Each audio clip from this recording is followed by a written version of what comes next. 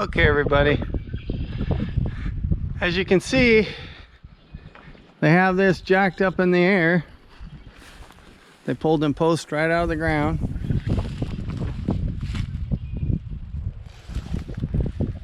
I'm going to take you inside and show you. There's concrete on that post.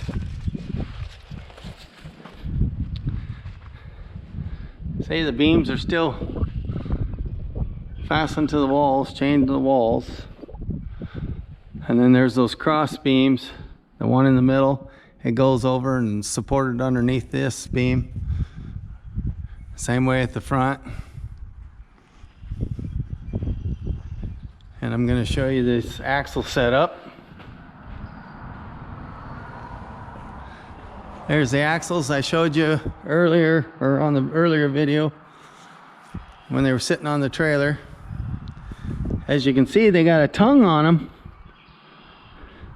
There's a tongue on that one over there, and then they got this bar, and they can adjust them. You see there's a tubing, smaller tubing inside a bigger one. They got holes drilled in it. I don't know if you can see them. They got a pin, but they can turn one set of wheels if they need to.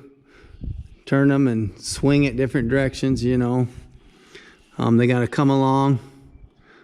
Of course, they use that to actually turn the wheels. They'll take that pin out. If they need to turn them, they'll take that come along and turn them, because they'll pivot on those plates where those cylinders are. There's a plate where where they're bolted, the beams bolted that plate, and underneath that plate is actually the end cap of a hydraulic cylinder, which I explained that when I was showing you in the previous video.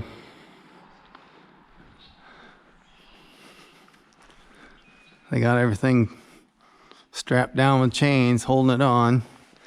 There's the beam sticking out the back. This is a jack. They have bases that they sit on. This is a cylinder. There's the cap. You can screw it up or down, and the hydraulic line hooks here and just pushes that up and lifts, pushes on these beams. They put it underneath these beams and lift it up off the ground. But that's how they get it up in the air. I was busy moving stuff and preparing them to be able to move it across my pasture, across my garden area out in front of my house.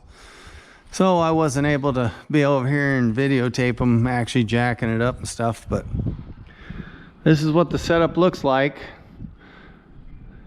It's pretty high in the air now because this is 14-foot walls. That's not counting the peak up there.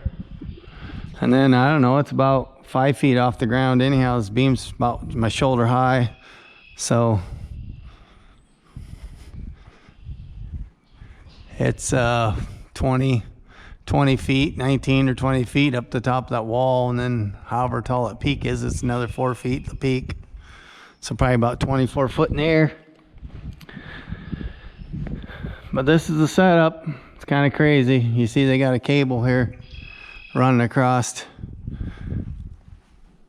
and crisscrossing both directions, keeping it square, keeping it from twisting, I think, is what that's for.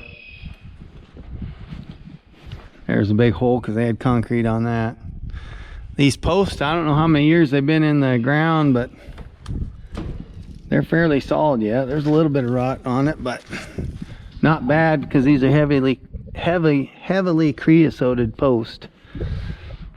So they're in pretty good shape. I think they can just auger holes in the ground and set it right back down in the ground. So the worst post is I thought it was this one maybe, and I don't even think it's too bad. Well, they might repair that one. It's kind of rotten. They got repair kits they can put on it. He said something about he had a piece of post he can stub it in on that thing. So anyhow, this is it. I won't keep this video any longer than what it is. You guys will get to see it move tomorrow. I'll be videotaping it the whole time.